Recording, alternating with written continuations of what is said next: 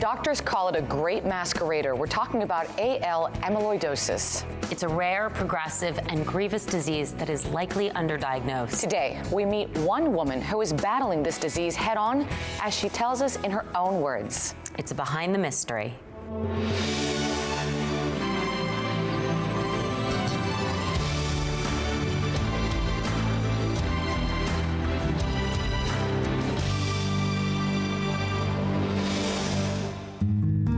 Experiencing fatigue, which had been put down to chronic fatigue syndrome, and then as my symptoms progressed, I put them down to different symptoms of aging, so having tingling fingers to dishpan hands. My ankles would swell up at the end of the day, which I'd attribute to sitting down at a desk working for too long. When I stood up, I would faint, and so I just avoided standing up. And shortness of breath, I would put down to not being fit, and so it was easy to pass off symptoms which progressed slowly. My name is Isabelle Lousada, and I was diagnosed with a rare disease, AL amyloidosis, 20 years ago. Amyloidosis itself is a disease in which amyloid fibrils occur in the organs of the body. The most common type is AL. AL amyloidosis is a disease, like all amyloidosis, in which amyloid fibrils deposit in the body's organs, causing organ-related toxicity, organ dysfunction due to an accumulation of deposits that cause the heart to work less well, the kidneys to spill protein, the liver to get very large and uncomfortable. The protein in the case of AL is a light chain protein, which is part of an antibody. It's a fragment of an antibody that's made by a family of abnormal plasma cells in the bone marrow. This family is malignant. It's a collection of malignant cells, all of which share the same genes and make the same fragment, the same light chain. The light chain circulates throughout the body, deposits in various organs, making the patient sick. I'm originally from London, and I met my husband, who's American, while we were both living in London. And we flew out to the States to celebrate our wedding. And at the celebration of the wedding, I met all my in-laws for the first time, and my brother-in-law realized, who was a cardiologist, saw that I was clasping my side and clearly didn't feel well. And he was the one who reacted and rushed us to the emergency room, thinking that there was something significantly wrong. The disease is considered a great masquerader because the symptoms are so varied. When patients have heart involvement, their symptoms are shortness of breath, heart palpitations, and abnormal heart rhythms. They can also have congestive heart failure, which means fluid builds up. Patients with kidney involvement can have swelling of the ankles and the legs. They can have accumulations of fluid in the chest as well as in the abdomen. They can also have lightheadedness when they stand up. Patients with liver and GI involvement can have massive enlargement of the liver that compresses the stomach, so they tend to lose weight. They can't eat more than 2 or 3 bites of a meal. Patients with peripheral nervous system involvement can get weakness and pain, usually starting in the lower extremities, as well as difficulty with blood pressure and heart rate when they change positions. The variety of symptoms and the rarity of the disease, it's not unusual for patients to go to 5 to 6 to 8 doctors before they're diagnosed. And it's not unusual to have many tests repeated as well. So the test had showed in the US that my liver was involved. I came back to England, and it took another 3 months to finally get diagnosed with this rare disease. By that point, my health was really deteriorating. I was barely able to do anything. And it was a coincidence that the doctor, who happened to have had some experience in this disease, actually tested for it. And by the point I was diagnosed, I had multiple organ involvement. My heart, liver, kidney, spleen were all in really dire condition, and I was incredibly ill.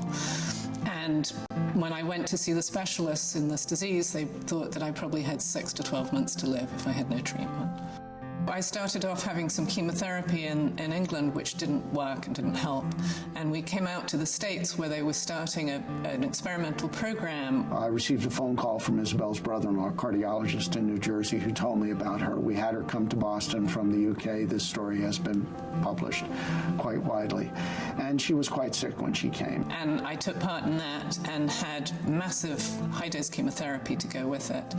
And it was hell. I went through hell. It took 8 months to get through the treatment, and at the end of it, very slowly, my health has improved, and it was a long road to recovery.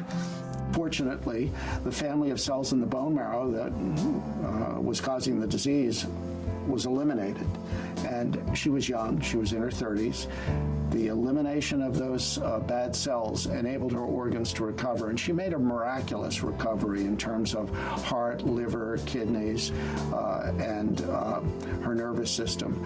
And she's put her time to great use. The hardest things has been that over the last 20 years, I have met literally thousands of patients who have all died from this disease. And so it's absolutely drives me to spend 60 hours a week working to change the future for all these people who are suffering from this disease. I founded the Amyloidosis Research Consortium 2 years ago to raise awareness and really break down the barriers for drug development so that promising new therapies could get through the system and we can get treatments for patients. We are entering a new era in which there are therapies now, and these new therapies are designed to help the body remove amyloid from the tissues and hopefully reverse the organ damage that is a hallmark of the disease.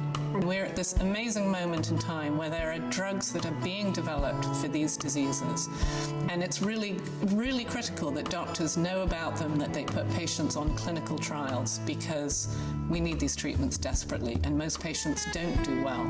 And there is real hope in the future, but we need to really work collaboratively to get those. Ultimately, it will be the benefit to the patients demonstrated through clinical research that will result in the approval of one or more of these agents.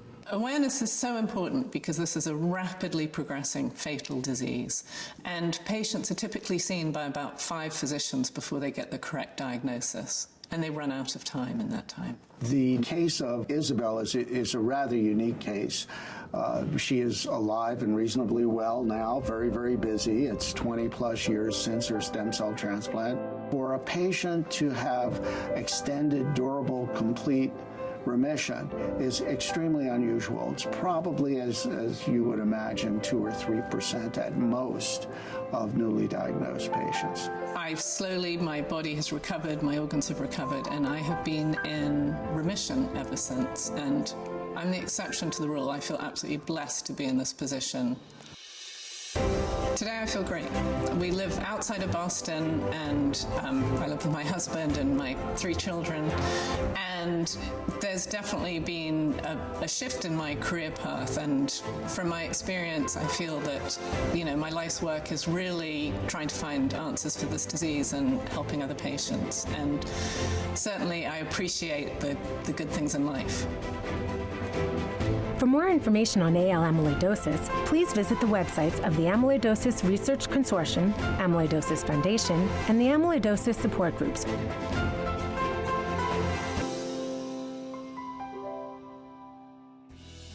What courage she has. Absolutely. And for more information on AL amyloidosis and clinical trials, you can visit amyloidosis.org. Or you can go to our website, thebalancingAct.com.